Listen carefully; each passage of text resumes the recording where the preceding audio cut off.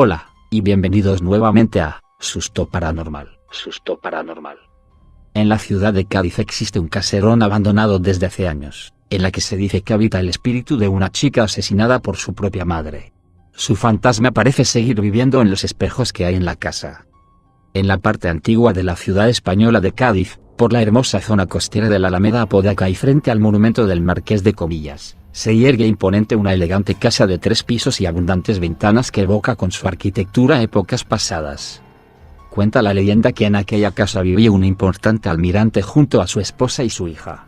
El almirante, que adoraba y consentía a su hija más de la cuenta, le traía un nuevo espejo cada vez que volvía de uno de sus viajes a tierras americanas. Su hija coleccionaba espejos, y así, como un reflejo del afecto que el almirante sentía por su hija, con el paso de los años la casa fue repletándose de espejos en los cuales la hermosa chica podía mirarse una y otra vez, satisfaciéndose con aquella belleza de la cual su padre presumía ante sus amigos y compañeros. Mientras su madre, sumida en las espesas sombras del olvido, sufría cada vez más celos y su resentimiento hacia su propia hija crecía, y crecía cada vez más. A medida que el tiempo pasaba, las discusiones y peleas entre madre e hija cada vez eran más frecuentes en los periodos en que el almirante se ausentaba.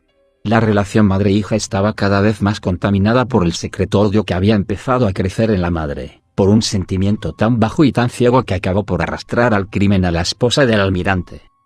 En uno de aquellos viajes de su esposo, la mujer del almirante aprovechó para poner veneno en una bebida, y así acabar de una vez y para siempre con aquella hija, a la cual terminó viendo como una rival a la que debía liquidar, para recuperar el amor que le había sido robado. Cuando el padre de la joven regresó, se deshizo en llanto al saber que su amada hija había muerto. Según la esposa, una terrible enfermedad fue la causa de la muerte.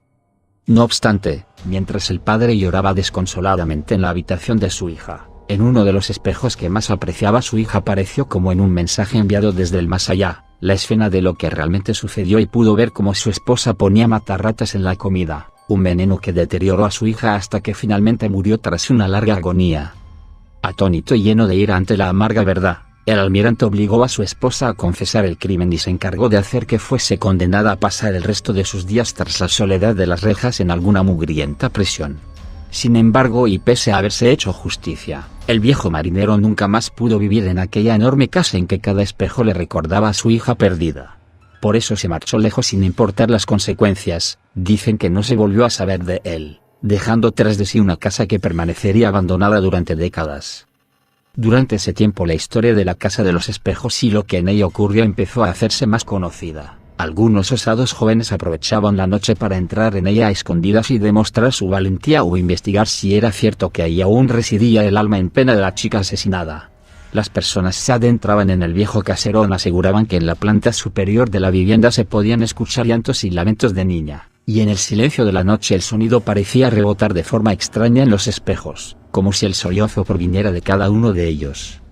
Pero si hay algo aún más escalofriante es el relato de aquellos que osaron romper uno de los espejos. Según cuentan, en los fragmentos de estos no se reflejaba su rostro, como si el trozo de espejo se negara a devolver su imagen en su lugar, y si uno era tan imprudente como para mirarlo fijamente el suficiente tiempo aparecería la niña muerta reflejada, asomando lentamente su cara con una expresión de ira que haría palidecer al más valiente. Normalmente aterrorizados huían lo más rápidamente posible del lugar y mientras escapaban podían ver por el rabillo del ojo como la niña les observaba desde dentro de los espejos que aún seguían intactos. Actualmente la casa ha sido restaurada, sus paredes se han pintado de verde y en su entrada se ha colgado un cartel que dice, Alameda Apodaca, venta de viviendas de lujo. No obstante, toda esa fachada es una máscara vacía que no engaña a nadie, pues, todo el que conoce la leyenda y cree en fantasmas, mira con cierto temor o respeto aquella casa en la que hace apenas unos pocos años los jóvenes seguían organizando incursiones en grupo o concursos para ver quién se atrevía a permanecer más tiempo dentro del caserón. Ninguno se atrevió a entrar por segunda vez. Dime qué tal te pareció la historia, déjame abajo, en la caja de comentarios. Esto es Susto Paranormal.